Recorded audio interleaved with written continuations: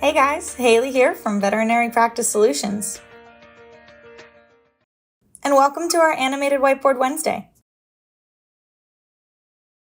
Today's episode is stopping mistakes before they happen. Are mistakes in your practice costing you clients? The truth is that these mistakes are completely preventable. And instead of spending time handling mistakes after they happen, you could free up your time by stopping them before they even occur. The first step of handling this is a matter of company policy. What are the actions you have established as what should be done in certain situations? This could be in regards to handling clients, such as what you do when a client cancels. But it could also pertain to anything regarding the operation of your practice. If you receive a shipment of goods or supplies, who signs for it and where does it go? This is an example of policy that can affect your everyday operations. If the wrong person were to grab it and then put it in the wrong place, the one person who really needs it may waste hours of work time looking for a box.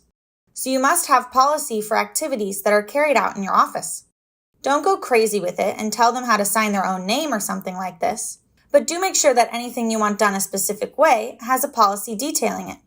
The next point is that while having policy is good, it is useless if it is not made known to others.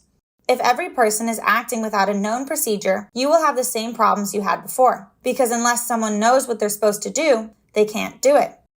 So make sure that as part of your onboarding, you have your staff study the policies regarding the practice, as well as any specific policies that have to do with the functions of their assigned role. Lastly, if you do all of this and are still running into trouble, it is important to train your staff for possible scenarios. This is done by drilling your staff on procedures they have to follow. Before letting someone use the front desk computer, have them drill using it to schedule a fake patient. You wouldn't let a vet operate without practicing first.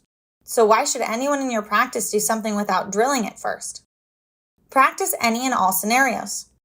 Because if they actually happen, your staff will now be prepared. And if something comes up that they weren't prepared for, you can drill them on handling it after the fact, so that it doesn't happen again. If there was a policy that they didn't apply, correct them on it by showing them the policy that was violated. If there isn't one that applies, then you'll have to develop one based off of the situation and make sure it's known. Having policy, making it known, and drilling your staff on procedures is a great way to lessen staff turnover. Because when a staff member knows what to do, they stop making mistakes and start to feel secure in their position. If you implement this, you'll find you have less mistakes, less stress, and happier staff. And I'm sure that's something everyone wants. If you're interested in more practice tips, attend one of our free webinars. To register, visit www.veterinarypracticesolutions.com/webinars or click the link in the description. Thanks for watching, and don't forget to like and subscribe. I'll see you soon.